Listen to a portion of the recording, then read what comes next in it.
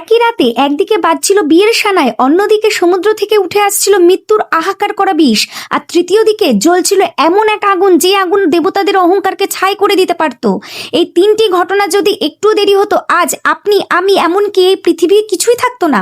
আপনি যদি 16ই ফেব্রুয়ারির আগে এই ভিডিওটি দেখছেন তাহলে এটাকে শুধু গল্প ভেবে ভুল করবেন না, কারণ আজ আমরা বলবো সেই কাহিনী যে কাহিনী থেকে জন্ম নিয়েছিল শিবলিঙ্গের একটি প্রাকট্য, আর যে রাত বদলে দিয়েছিল পুরো ব্রহ্মাণ্ডের ভাগ্য। শেষ পর্যন্ত দেখুন, না দেখলে কিছুই বুঝতে পারবেন না এই রাত আসলে কতটা ভয়ঙ্কর ছিল। জয় শিব শম্ভু। একবার ব্রহ্মা ও বিষ্ণুর মধ্যে ভয়ঙ্কর যুদ্ধ হয়, দুজনেই বলছিলেন আমি শ্রেষ্ঠ। এই অহংকার যখন জগতের ভারসাম্য নষ্ট করতে শুরু করলো, ঠিক তখনই তাদের মাঝখানে হঠাৎ প্রকাশ পেল এক বিশাল অনন্ত অগ্নিস্তম্ভ, যে আগুনের এমন এক স্তম্ভ যার না ছিল শুরু না ছিল শেষ।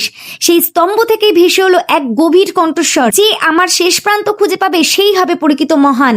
ব্রহ্মা রাজহাঁসের রূপ নিয়ে উপরে উঠে গেলেন, আর বিষ্ণু বরাহ রূপ নিয়ে নিচে নেমে এলেন। হাজার হাজার বছর কেটে গেল, বিষ্ণু শেষ খুঁজে পেলেন না, তিনি নিজেই পরাজয় স্বীকার করলেন, আর ব্রহ্মা ফিরে এসে মিথ্যে বললেন তিনি নাকি শেষ দেখে এসেছেন। ঠিক সেই মুহূর্তে সেই অগ্নিস্তম্ভ থেকে প্রকাশ পেলেন কাল ভৈরব। শাস্তি স্বরূপ তিনি ব্রহ্মার সেই মাথাটি কেটে ফেললেন, যে মুখ দিয়ে তিনি মিথ্যা কথা বলেছিলেন, কারণ সেই আগুনে ছিল শিব। এই ঘটনার পর তার তাপ ছিল এত অসহনীয়, তখন দেবতারা তাকে শান্ত করতে তার উপর জল ও দুধ অর্পণ করলেন। এই দিন থেকে শুরু হয় শিবলিঙ্গে রুদ্রাভিষেকের প্রথা। কিন্তু গল্প এখানেই শেষ নয়। এই সময় দেবতারা শক্তিহীন হয়ে পড়েছিল, নিজেদের শক্তি ফিরে পেতে শুরু হলো সমুদ্র মন্থন।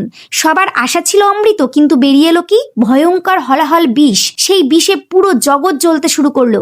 আবারও এগিয়ে এলেন সেই ভোলানাথ সৃষ্টিকে বাঁচাতে। তিনি সেই ফুটন্ত বিষ নিজে পান করলেন এবং নিজের কণ্ঠে আটকে রাখলেন। বিষের তাপে শিবাজির দেহ দগ্ধ হতে লাগলো। তার যন্ত্রণা শান্ত করতে সারা রাত দেবতারা গঙ্গার জল, দুধ ও বেলপাতা অর্পণ করলেন। তিনি যেন ঘুমিয়ে না পড়েন, এই জন্য সারা রাত চলল গান ও জাগরণ। এই কারণেই মহাশিবরাত্রিতে আমরা সারা রাত জেগে থাকি। কিন্তু থামুন, এখানেই শেষ নয়। এই রাত ছিল শুধু ভয়ের নয়, ছিল প্রেমের জয়েরও। যখন মাতা সতী দেহত্যাগ করেছিলেন, শিবজি সম্পূর্ণ ভেঙে পড়েছিলেন, তিনি বৈরাগ্যী হয়ে গিয়েছিলেন, সমাধিতে লীন হয়ে গিয়েছিলেন।